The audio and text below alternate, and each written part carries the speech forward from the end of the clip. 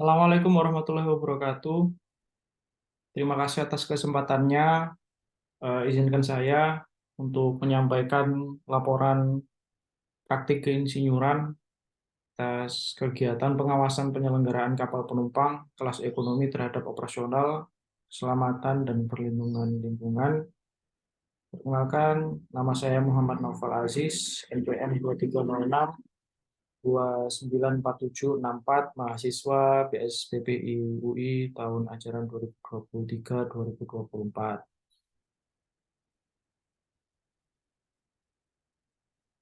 Untuk table of contents atas topik ini adalah sebagai berikut. Pertama, latar belakang. Yang kedua, tinjauan pustaka.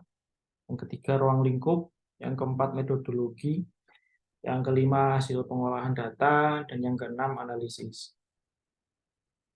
Latar belakang dari pengawasan penyelenggaraan PSO penumpang kelas ekonomi terhadap aspek keselamatan, operasional, dan perlindungan lingkungan adalah sebagai berikut.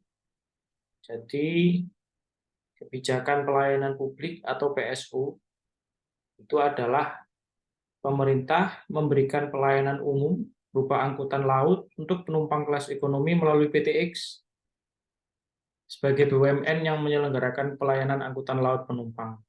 Dalam laporan ini, saya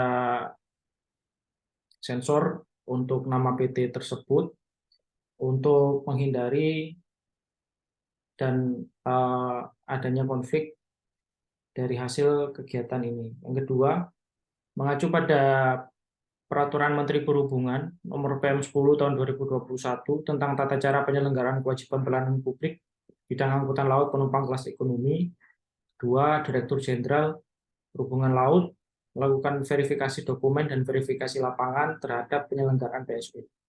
Hal tersebut dilakukan untuk memverifikasi biaya produksi dan pendapatan. Tinjauan pustaka. Yang pertama adalah PM 21 tahun 2021 tentang tata cara penyelenggaraan PSO bidang angkutan laut. Dalam pelaksanaan PSO, pelaksana angkutan laut nasional berkewajiban, jadi ada 8 kewajiban di dalamnya yang bisa dilihat di dalam layar. Salah satunya adalah menjaga keselamatan dan keamanan penumpang dan barang, menjamin kesinambungan pelayanan selama kapal dalam perawatan tahunan atau annual docking, membuat penyampaian laporan serta dokumentasi berupa audiovisual penyelenggaraan PSO apabila diperlukan, dan memiliki sistem informasi pelaporan data operasional, biaya, dan pendapatan berbasis online dan real time.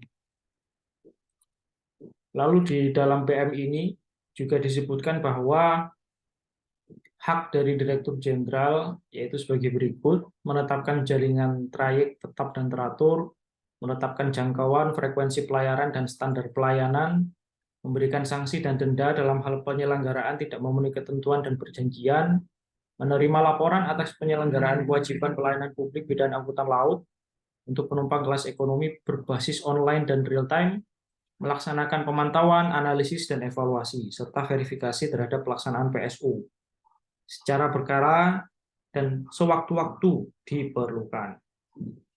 Lalu pemantauan, analisis, evaluasi, dan verifikasi, serta pencairan dana sebagaimana yang dimaksud dalam pasal 7 huruf E dan huruf I dilakukan oleh tim verifikasi yang dibentuk oleh Direktur Jenderal.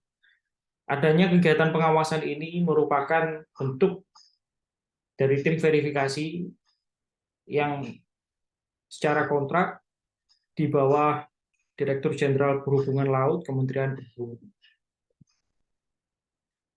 Yang selanjutnya adalah SOLAS, Safety of Life at Sea 74. Dalam bahasa Indonesia disebut keselamatan jiwa di laut. Salah satu peraturan tentang keselamatan pelayaran adalah SOLAS. SOLAS merupakan persyaratan yang harus dipenuhi oleh seluruh kapal yang memiliki gross tonnage 250 ton ke atas.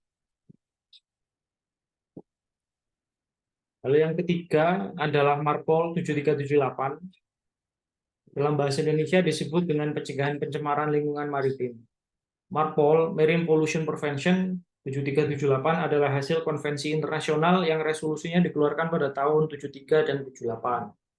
Kegiatan perlindungan lingkungan meliputi pencegahan pencemaran dari minyak, kotoran, sampah, gas buang, dan limbah berbahaya dari sisa kargo. Untuk dalam hal Marpol, dalam hal melakukan pencemaran pencegahan lingkungan laut dalam operasional PSU kapal penumpang kelas ekonomi, pembuangan sampah dan kotoran dibuatkan sistem pembuangan kotoran yang dilakukan sudah sesuai dengan ketentuan di dalam Marpol Aneks 4 dan 5. Dalam hal pencegahan pencemaran minyak itu dilakukan sesuai dengan ketentuan di dalam Marpol Aneks 1, dan lebih lanjut dalam hal pencegahan pencemaran gas buang dilakukan sesuai dengan ketentuan di dalam Marpol Aneks 6. Selanjutnya, average utilization of vessel atau Pax Factor. Average utilization of vessel atau Pax Factor ini sebenarnya adalah nilai tingkat utilitas kapasitas produksi sebuah kapal.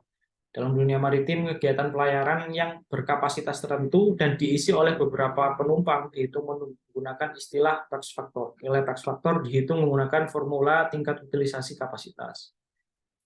Nah, untuk rumusnya adalah sebagai berikut. Tingkat utilisasi kapasitas itu sama dengan output aktual per output potensial kali 100%.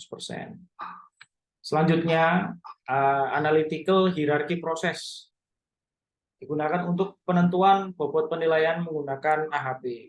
Analytical hierarchy process atau AHP adalah metode yang digunakan untuk mengevaluasi dan membuat keputusan multi kriteria. Ini digunakan untuk mengevaluasi berbagai alternatif berdasarkan kriteria yang berbeda dan memberikan skor relatif untuk setiap alternatif. Langkah-langkah yang digunakan untuk menjalankan AHP adalah sebagai berikut. Pertama, definisi masalah, identifikasi masalah yang akan dipecahkan dan ditentukan tujuan dari proses AHP. Yang kedua, identifikasi kriteria yang diperlukan untuk mengevaluasi alternatif yang tersedia. Lalu yang ketiga, pembentukan hierarki, membuat hierarki dari kriteria yang diidentifikasi dengan menempatkan kriteria tertinggi pada tingkat teratas dan kriteria terkecil pada tingkat terbawah. Yang ketiga, yang selanjutnya, analisis perbandingan pairwise. Analisis perbandingan pairwise digunakan untuk menentukan bobot relatif dari kriteria yang diidentifikasikan. Ini dilakukan dengan meminta responden untuk membagikan dua kriteria pada skala tertentu. Yang selanjutnya, penentuan bobot relatif, yaitu menghitung eigenvector dari matriks perbandingan pairwise untuk menentukan bobot relatif dari setiap kriteria. Penentuan skor alternatif, perhitungan skor alternatif dengan mengalihkan bobot relatif dari setiap kriteria dengan jawaban dari kuesioner untuk setiap alternatif.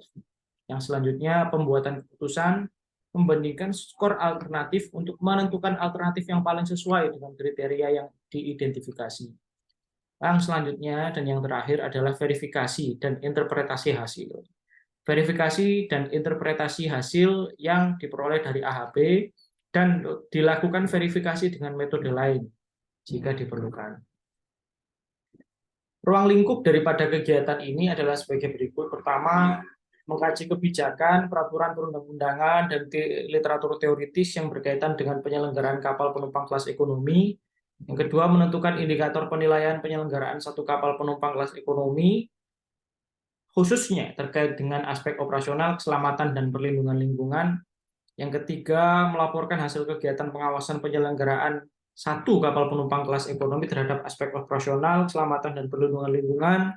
Yang terakhir adalah menyusun rekomendasi atas kegiatan pengawasan penyelenggaraan satu kapal penumpang kelas ekonomi terhadap aspek operasional, keselamatan, dan perlindungan lingkungan.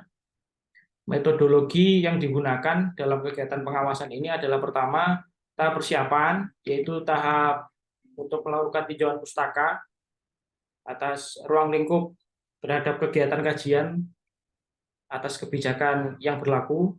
Yang kedua, pengumpulan data awal pendukung pengawasan operasi. Yang ketiga, penyusunan rencana kerja pengawasan dan formulir checklist pengawasan.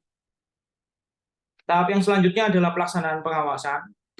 Setelah pelaksanaan adalah analisis dan pelaporan progres pelaksanaan kegiatan.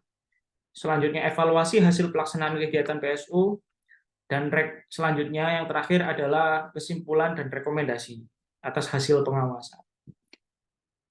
Sekian apa yang bisa saya sampaikan dari hasil laporan kegiatan praktik keinsinyuran di tahun ini. Terima kasih atas kesempatannya. Wassalamualaikum warahmatullahi wabarakatuh.